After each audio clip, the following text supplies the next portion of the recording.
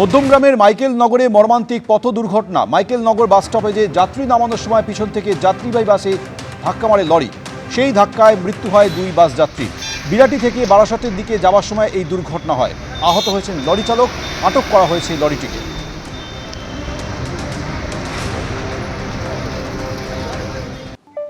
বাঁকুড়ায় দেওয়াল লিখনের পর এবার চুঁচুড়া। হিন্দুত্বের বার্তা দিয়ে বিজেপির তরফে টাঙানো হলো ফ্লেক্স।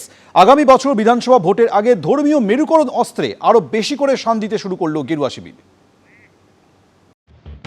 ২৬-এর আগে বিজেপি তৃণমূল বাগযুদ্ধের কেন্দ্রে বারবার উঠে আসছে হিন্দু মুসলমান ইস্যু।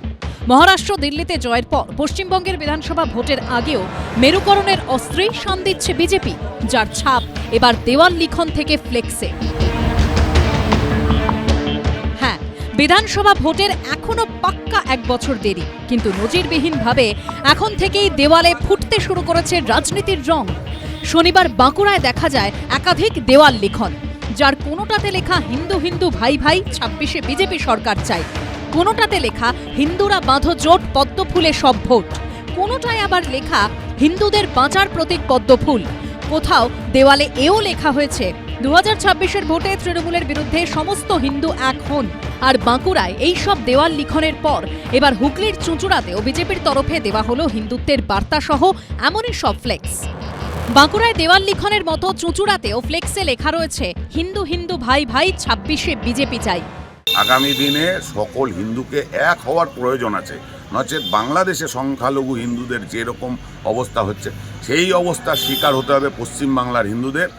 বাংলাদেশে যেরকম হিন্দুরা বাড়ি ছেড়ে পালাচ্ছে, এই পশ্চিমবাংলার হিন্দুদেরও আগামী দিনে সেই পরিস্থিতির সম্মুখীন হতে হবে। আর এই হিন্দুদের জন্য কেবলমাত্র একটা দলই ভাবে, সেটা বিজেপি। তাই আমরা এই বার্তা দিয়েছি। বিধানসভা ভোটের যখন বছরখানেক বাকি, তখন বিরোধী দলনেতা শুভেন্দু অধিকারীর মুখে বারবার শোনা যাচ্ছে হিন্দুত্বের কথা। 39% হিন্দু জনজাতি ভোটের সংসার, আর 5% হিন্দু বাড়ি থেকে বেরিয়ে আসবে, ভোট করবে বাংলাদেশের পরে। হিন্দুরা 26 সালে কোনো কথা শুনবে না, হিন্দু দরদি দলকে ভোট দেবে এবং সাথে থাকবে জনজাতি এবং পাহাড়িরা।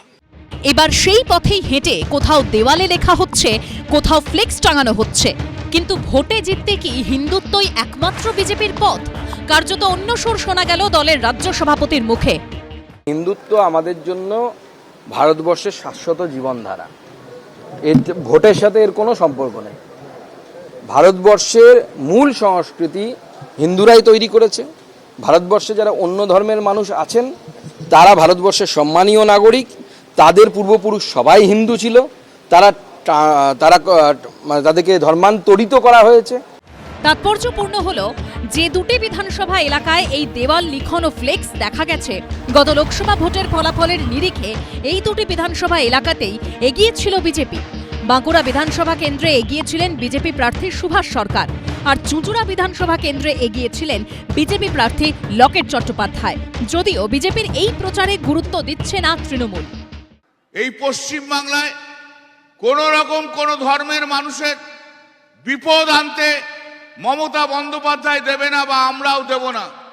আমরা যতক্ষণ রয়েছি সৈনিক হিসেবে, তখন জেনে রাখবেন যারা হিন্দু হিন্দু বলে চিৎকার করে, ওই মুখোশধারী হিন্দুরা যারা ধর্মে ধর্মে ঝগড়া লাগিয়ে দেওয়ার চেষ্টা করে, তাদের মুখোশ খুলে নিয়ে 2026-এ তাদের মাটির মধ্যে শুইয়ে দেওয়ার মতো হিম্মত আমাদের আছে।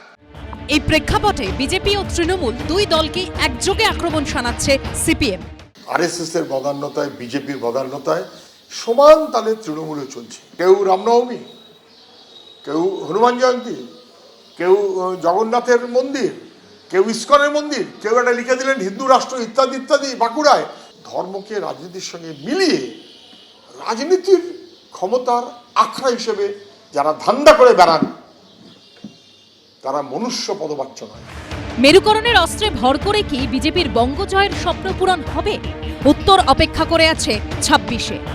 পূর্ণেন্দু সিংহ, সৌরভ বন্দ্যোপাধ্যায় ও সমীরণ পালের রিপোর্ট, এবিপি আনন্দ।